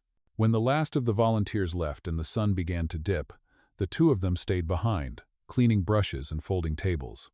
Ava looked out at the horizon where the sky had turned a deep orange. "You know," she said quietly, "a year ago, I would never have believed any of this. Not the theater, not the foundation, not even you." Ethan chuckled. "What about me?"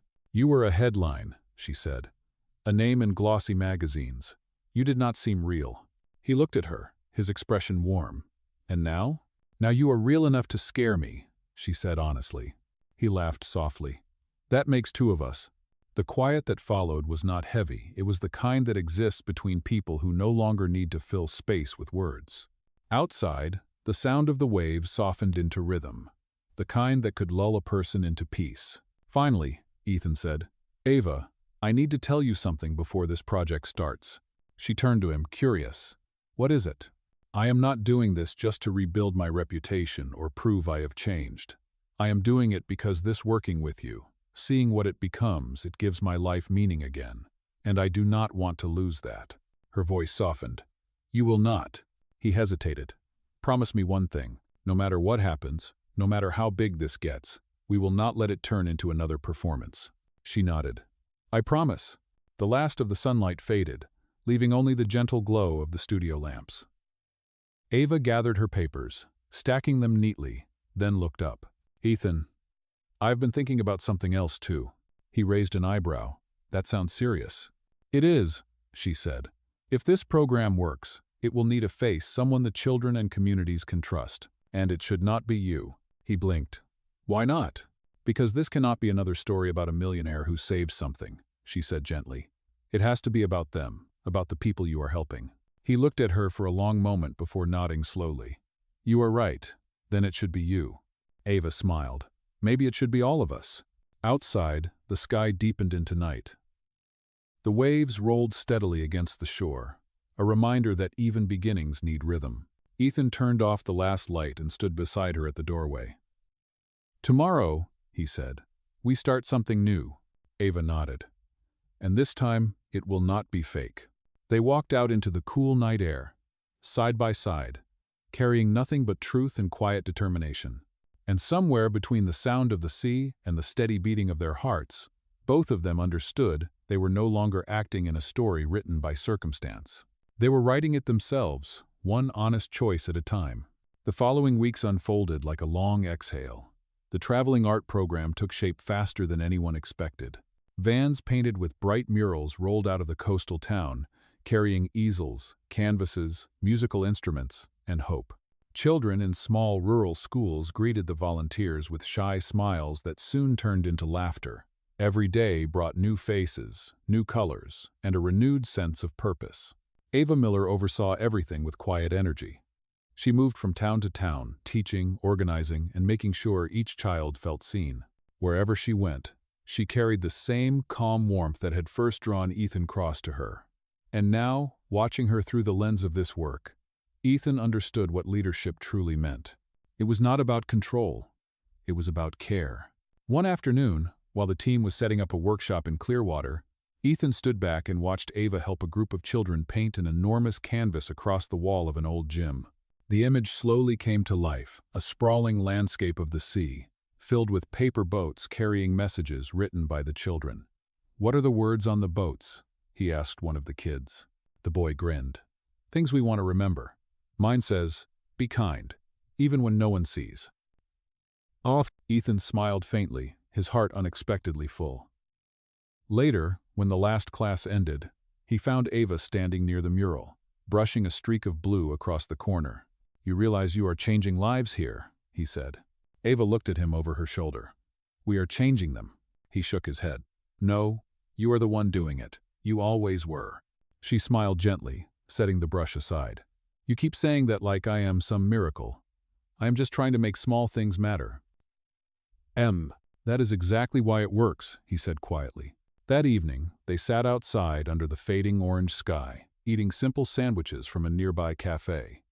The team had gone back to town for supplies, leaving the two of them alone near the beach. "I got another call from Harper today," Ethan said. "The company still wants to partner with the foundation. They offered full autonomy if we agree to co-brand it." Ava looked intrigued. "And that means?" "It means we get their resources without their rules," he said. "I think it could help us reach hundreds more communities." "So you are saying yes?" He hesitated. "I am saying maybe. I wanted your opinion first." Ava smiled softly.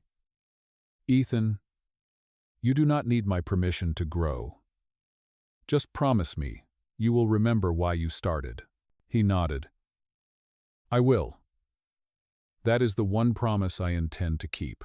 They walked along the shoreline after dinner, the sand cool beneath their feet. The moon rose above the water, silver and bright, and the waves whispered around them. Ethan broke the silence first. "Do you ever think about how strange it all is? How we started with a lie and ended up here?" Ava laughed quietly. "Sometimes. But maybe that is how truth finds people. It sneaks in through the cracks of mistakes." He smiled. "That sounds like something you should paint."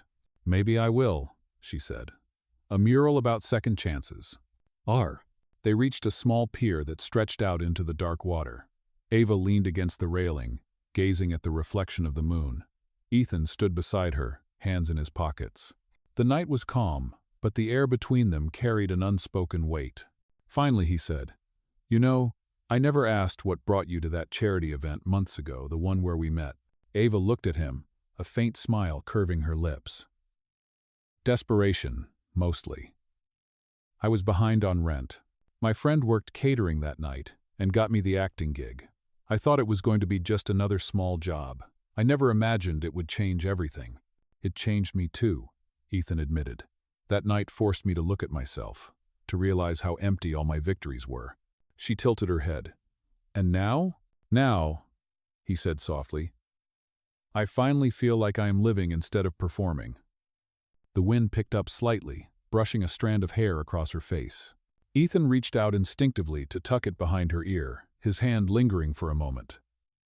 Their eyes met, and for a heartbeat, the world went still. The sound of waves fading, the night holding its breath. Then Ava stepped back slightly, her voice calm but steady. Ethan, whatever this is between us, I need to be sure it is real. Not gratitude, not redemption. Real. He nodded slowly. It is real. But I will not ask you to believe that just because I say it. I will prove it every day for as long as it takes. Ava studied him, searching for hesitation, but found none. Finally, she smiled softly. Then we start there. They walked back toward the camp, their shadows long across the sand. Behind them, the mural glowed faintly in the distance, an ocean of painted boats, carrying children's words across the night. Ethan looked back once more at the scene, the sound of the sea mixing with Ava's laughter carried by the wind. For the first time in his life, he did not feel the need to rush toward anything. He was exactly where he was meant to be. And though he did not say it aloud, he knew the truth now as clearly as the tide against the shore. Love, like art, was not about perfection. It was about persistence, patience, and the courage to keep painting even after the storm. The next month marked a turning point neither of them could have predicted. The traveling art program that Ava Miller and Ethan Cross had built from the ground up began to draw attention far beyond the small coastal towns. Local news outlets started covering their workshops, and videos of children painting murals and performing short plays went viral on social media. Reporters called it the kindness movement. It was never planned as a campaign, yet it spread faster than any strategy Ethan had ever approved in his corporate life. One morning, while they were in Red Haven, a quiet town surrounded by pine forests, Ava sat on the steps of the old community hall, watching children decorate the walls with bright, hopeful colors. Each painting carried a message. Dream loud. Be the light. Every story matters. Ethan approached, handing her a cup of tea.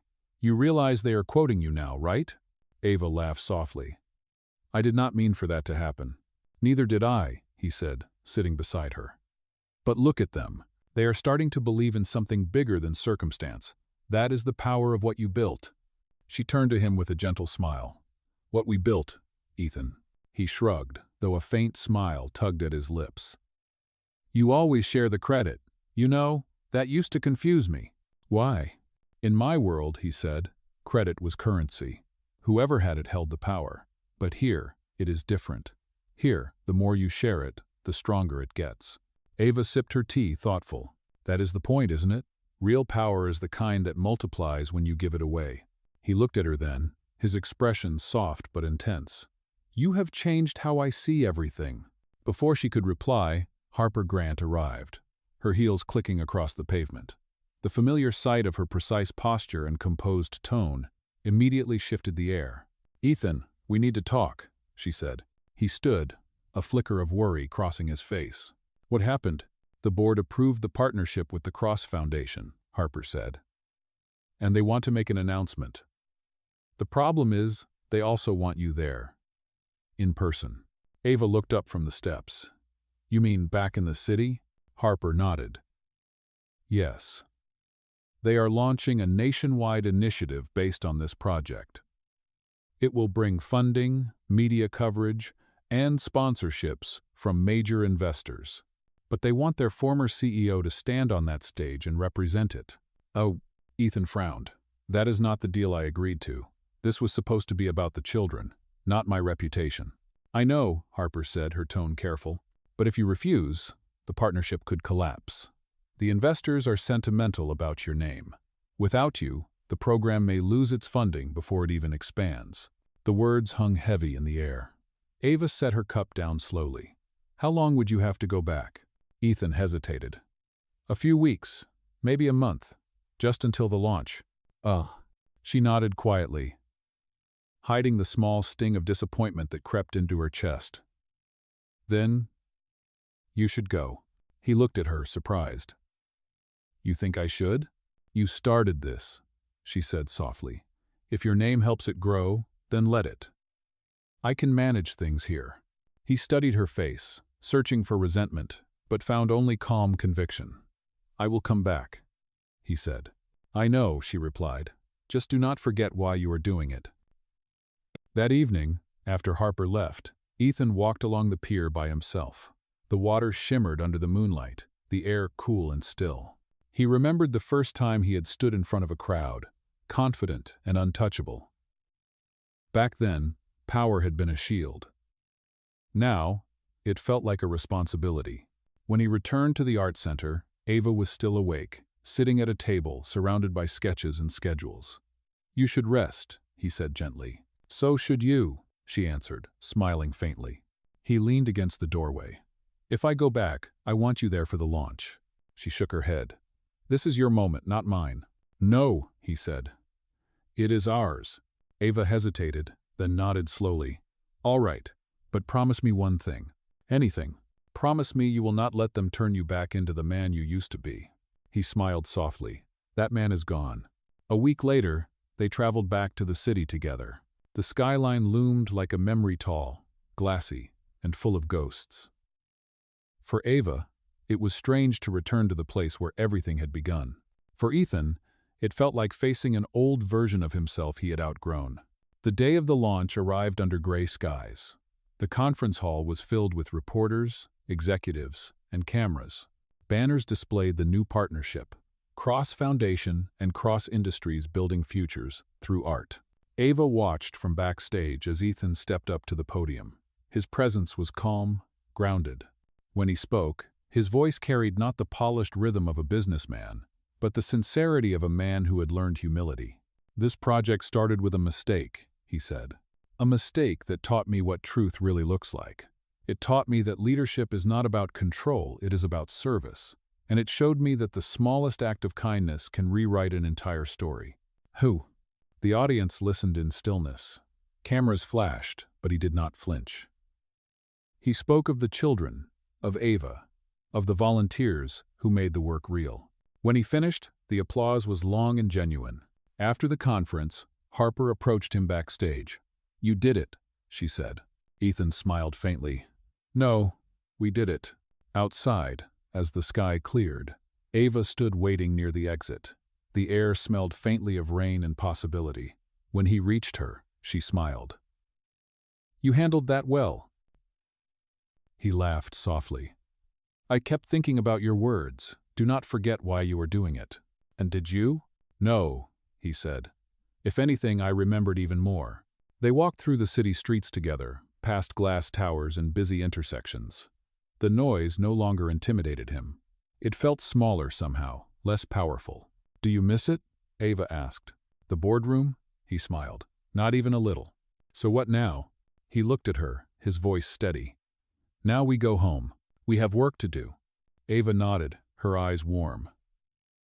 "Then let us go home." As they drove back toward the coast, the skyline faded in the distance, replaced by open skies and rolling waves. The world they left behind was loud and glittering, but the one ahead was honest and alive. Ethan glanced at Ava beside him, her hair catching the last light of dusk, and thought to himself that the greatest thing he had ever built had nothing to do with wealth or status. It was this a life that finally made sense. And for the first time in a long time, he did not feel like a man trying to prove something. He felt like a man who had already found what he was looking for. The return to the coast felt like stepping back into clarity. The city, with all its noise and glass and hurried ambition, faded behind them as the train curved along the shoreline. The ocean came back into view, a wide, endless blue that stretched toward forever. For Ethan Cross, it felt like breathing for the first time in weeks. Beside him, Ava Miller sat quietly, her sketchbook open on her lap. She was drawing the reflection of the sunlight on the waves, small strokes of silver and blue dancing across the paper. Every so often, Ethan glanced at her, marveling at how natural it felt to sit beside her in silence. There were no contracts, no expectations, only a kind of peace that words could never capture. When they arrived in Brookshore, the volunteers from the foundation greeted them with laughter and hugs. The children ran up to Ava, waving their paint-stained hands, shouting stories about new murals they had finished while she was away. The art center was buzzing with life again. Ethan stood in the middle of it all, taking in the sight, the walls covered in color, the sound of brushes against canvas, the smell of paint and ocean salt. He turned to Ava and said softly, "You kept it alive." "R." She smiled, her eyes warm. "We both did." For the next several days, they threw themselves into the work. Donations from the new partnership began flowing in, allowing them to hire more teachers, expand programs, and send more mobile studios to rural towns. But what made it different this time was Ethan's insistence that every decision be rooted in people, not profit. One afternoon, while reviewing new proposals, Ava found him sitting by the window of the main office, lost in thought. "You are quiet today," she said, setting down a folder. He looked up, smiling faintly. "Just thinking about how strange it feels. I spent half my life chasing success, and now that I have stopped running, it keeps finding me anyway." Ava tilted her head. "Maybe because you finally stopped chasing and started giving." He chuckled softly. "That sounds like something you would paint on a wall." "Maybe I will," she said, smiling. Later that evening, as the sun dipped behind the horizon, the art center glowed with warm light. The volunteers gathered for dinner, a long table filled with laughter and stories. Ethan sat beside Ava, listening as one of the teachers, a young woman named Clara, told the group about a boy from a small mountain town who had never held a paintbrush until the mobile studio arrived. "He painted his family," Clara said, her voice trembling, "and when I asked him why, he said, 'Because I do not have a photo of them, but now I do.'" The room went quiet. Ava reached across the table, resting her hand gently over Ethan's. He did not move away. Their eyes met, and no words were needed. They both knew in that moment that this was what all the struggle, all the noise, all the mistakes had been leading to something simple, pure, and good. After dinner, as the others cleaned up, Ava stepped outside for air. The night sky was clear, scattered with stars. The ocean murmured softly in the distance. Ethan joined her a few moments later, standing beside her on the balcony. "You know," he said quietly, "when I gave up the company, I thought I was losing everything. But now I see I was just making room for something better." Ava smiled faintly. "Sometimes you have to let go of the noise to hear what your life is actually saying." He looked at her, admiration in his eyes. "You always know how to make sense of things." "I just listen," she said softly. "Most people are too busy talking." For a long time, they stood together, watching the waves crash against the shore. The night felt endless, but not lonely. There was a kind of quiet connection between them, stronger than before, no longer bound by circumstance but by choice. Finally, Ethan spoke again. "Ava, when this all started, I thought I was saving my image. Then I thought I was saving a project. But now I realize it was me who needed saving." She turned to him, her voice steady but tender. "You did not need saving, Ethan. You just needed to be seen." He smiled, his voice low. "You were the first person who ever really did." The wind picked up, brushing against them, carrying the faint scent of sea salt and jasmine. Ava looked out at the horizon, her heart full. "Do you ever wonder," she said, "what would have happened if that night had gone differently? If we had never met?" He shook his head. "No, because some mistakes are meant to happen." A small laugh escaped her lips. "You are turning into a poet, Mr. Cross." He grinned. "Only because you keep inspiring the verses." The lights inside the art center flickered softly, and the sound of music drifted through the open doors, one of the children playing piano, the melody uneven but beautiful. Ethan offered his hand. "Dance with me?" Ava hesitated for only a moment before placing her hand in his. They moved slowly, barefoot on the wooden deck, under a sky full of stars. The rhythm was imperfect, the steps unplanned, but it did not matter. What mattered was that it was real. When the song ended, they stayed close, neither willing to let the moment end. Ethan whispered, "You once told me you wanted a story that meant something. Does this one count?" Ava smiled, her voice barely above a whisper. "It is my favorite one." He looked at her, his expression soft with something deeper than words. "Then let us not end it yet." And under the endless stretch of stars, with the ocean murmuring below and the warmth of truth between them, they both knew they were no longer living a story built on pretense. They were building a life built on purpose, one honest heartbeat at a time. The following morning broke calm and golden, the kind of morning that seemed to hold its breath before the world stirred. The ocean stretched wide and silver beneath the rising sun, waves folding gently toward the shore. Inside the art center, the smell of fresh coffee mingled with the faint scent of paint and wood polish. It was quiet, peaceful, in the way only places built with love could be. Ava Miller stood near the window, her sketchbook open, tracing the outline of the sunrise. Every morning, she drew the same view, yet it never looked the same twice. Today felt different, though. It felt like the beginning of something steady, something certain. Ethan Cross entered quietly, holding 2 mugs of coffee. "You are up early," he said. She smiled. "So are you." He handed her a cup. "Old habits die hard. Except this one seems harmless," she said, taking a sip. For a while they stood side by side, watching the ocean. It had been 3 months since the Foundation's expansion, and their programs had now reached 8 towns. Every week, new volunteers joined, new murals appeared, and new children discovered art for the first time. The movement had grown far beyond what either of them had imagined. Ethan finally broke the silence. "Do you ever think about how far we have come?" Ava looked at him, smiling. "Every day. But I try not to think about it like success. More like progress." He nodded. "Progress. I like that word. It feels honest." Later that morning, they gathered in the main hall with their team. The children had prepared a surprise, an enormous mural painted across the back wall of the center. It showed a great tree rising from the sea, its roots spreading into waves, its branches filled with stars. At the base of the tree were words written in careful brushstrokes. "Truth grows where kindness is planted." Ethan's voice caught when he read it aloud. "They wrote that?" Ava nodded, smiling softly. "They said it is about us, about what this place means." He turned to her, emotion flickering across his face. "Do you ever realize, Ava, that everything here, the laughter, the color, the life, it all started because of a mistake?" She nodded. "A mistake that turned out to be the best thing that ever happened to us." The children clapped and cheered, posing proudly in front of their mural. Cameras clicked, volunteers laughed, and for a moment, the entire hall seemed alive with joy. Ethan looked around, his heart full. He had once believed success lived in skyscrapers and bank accounts. But standing there, surrounded by light and laughter, he understood this was what legacy looked like. That afternoon, the town gathered for the center's anniversary celebration. There were songs, dances, and short plays performed by the children. One of them, a boy no older than 10, recited a line that made everyone fall silent. He said, "When someone believes in you, you start to believe in yourself. That is what art does. That is what they taught us." Ava felt tears sting her eyes. Ethan reached over and took her hand, a small, grounding gesture. She did not pull away.